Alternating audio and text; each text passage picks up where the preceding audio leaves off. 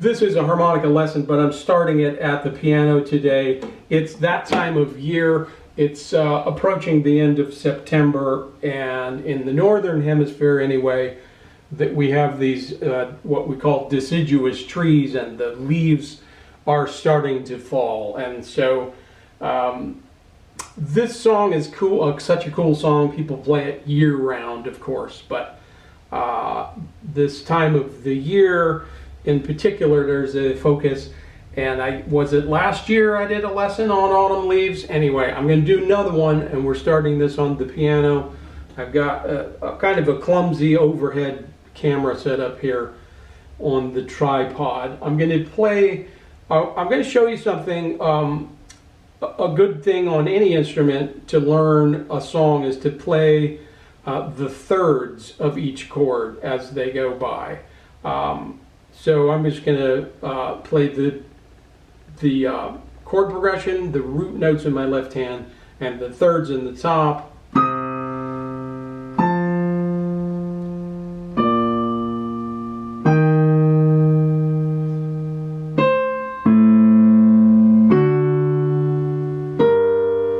So those are all very pretty notes, right? There is a line, a descending figure that you can play that is based almost entirely off of the B flat major scale.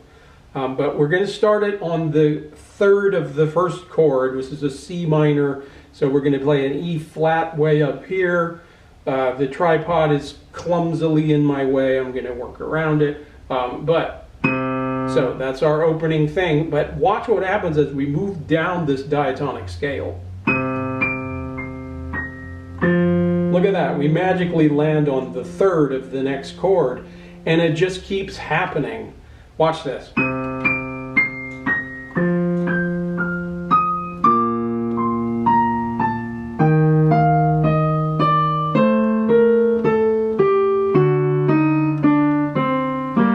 Isn't that beautiful and amazing and fantastic? I love it. And there's a lot we could do with this, but I've got a problem. I've got a problem on the piano, and I've got a bigger problem on the chromatic harmonica, because for one thing, on the piano, I don't want to start this high. Maybe I don't want to start this high. The other thing, what if I'm not playing root notes, but I'm playing chord voicings with my left hand, and I'm starting right about there. But I want to start that line here. See, my hands are all bumping into each other. Almost right away, I'm trying to land on a G, but my thumb is already on the G. It's just a problem. So here's something, I would call this the pivot. So instead of climbing all the way down, I'm going to go here. And right here, I officially run out of room, and I got to take this G that I was going to go to and jump it up an octave. So watch this. And then I do the same shape. One more time.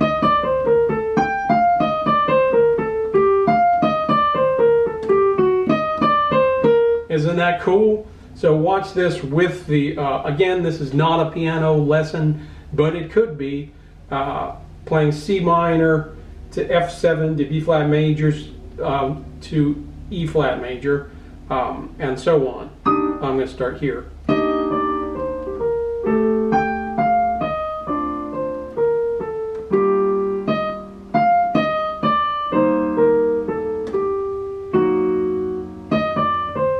One more time.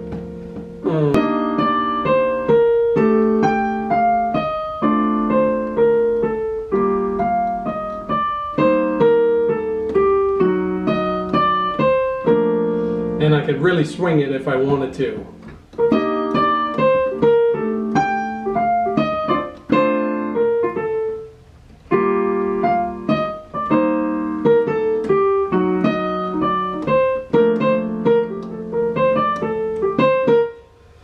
So that solves the piano problem and the harmonica problem. I've written this out for the harmonica, and I will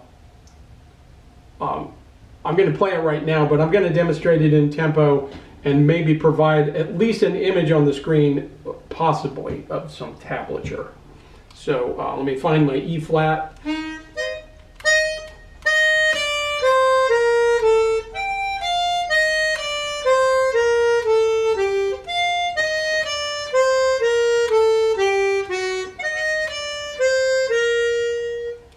So it sounds very pretty on the harmonica.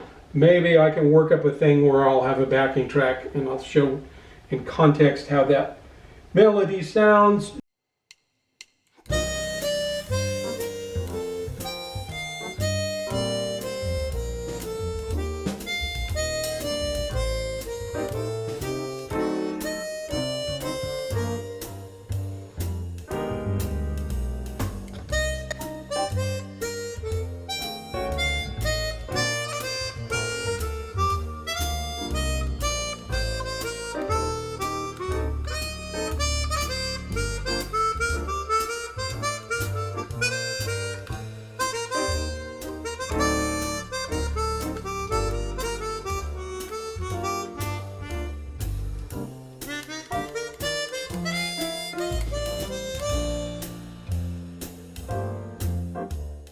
Don't be discouraged if you look at the chord changes to Autumn Leaves.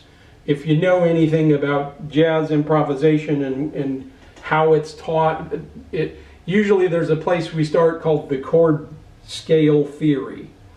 And that is that every chord has a scale that's assigned to it. And so if you look at this, it's like C Dorian, F Mixolydian, B flat major scale, E flat Lydian scale, A Locrian scale, D Phrygian dominant, some kind of G minor scale, a Dorian or a natural minor or a melodic minor.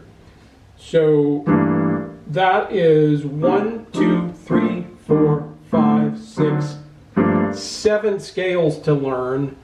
And that may seem overwhelming. However, a lot of musicians think of this, we back away from the chord progression a little bit, and we use something called harmonic generalization. And we just note that, you know, this is a 2-5-1 progression it starts with. 2, 5, 1, 4. And it's all comes from the same parent scale, which is B flat major. Remember I said this descending figure.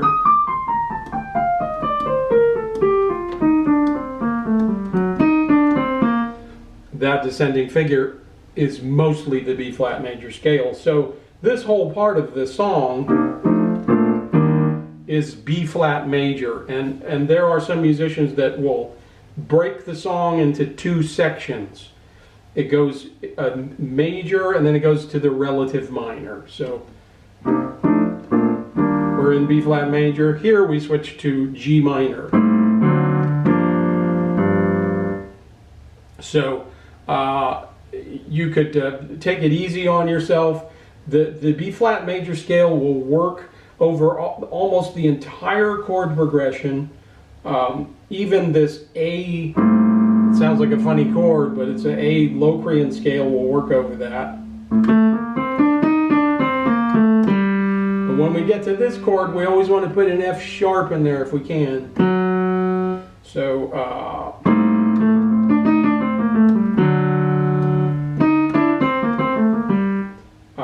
so you could get away with the B flat major scale, and then for that one little minor section, those 2 chords, especially this chord,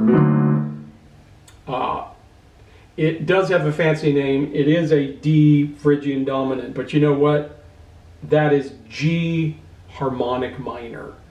So when I play over this tune, I do think of the thirds of each chord change, and I have a strategy to work around the thirds, and it makes it for a very pretty improvisation. But I'm also thinking harmonic generalization, B flat major, then a little bit of G harmonic minor. I mentioned this earlier, that this song goes back and forth between B flat major and G minor. when it gets to that minor part, you could play blues all day long over that part. You could play jazzy stuff too, but as far as exploring some other riffs, but really like minor pentatonic and blues scale will fill up a lot of time in a very soulful way over this chord progression. So let me try to demonstrate this. So here we are, we're in B flat major. Now we're coming up on the G minor tonality.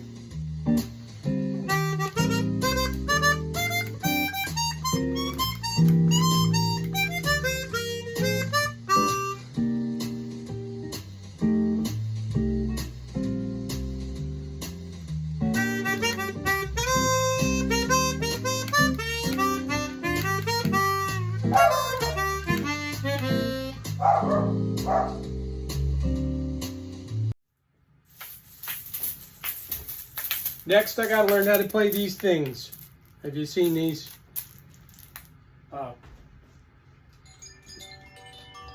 Anyway, if you've enjoyed this music lesson, please consider supporting my channel by subscribing to the channel. You could like the video, you could leave a comment below. You could really support me with a new endeavor that I've launched a couple weeks ago. I have launched a Discord server where I'm providing what is on my shirt. I have launched a Discord server where I am providing weekly lessons at a reasonable pace. There's a lot of chromatic, harmonica instruction out there that is just too difficult. And I am guilty of putting out stuff that's too hard for most students in the community myself. So I am putting out weekly lessons every Tuesday. At this point, it's every Tuesday. And it's at a very reasonable pace. So if you want to join a supportive community, it's a place where you could upload videos of yourself and the progress that you're making. And we got a handful of students now, but we'd like to get more, of course.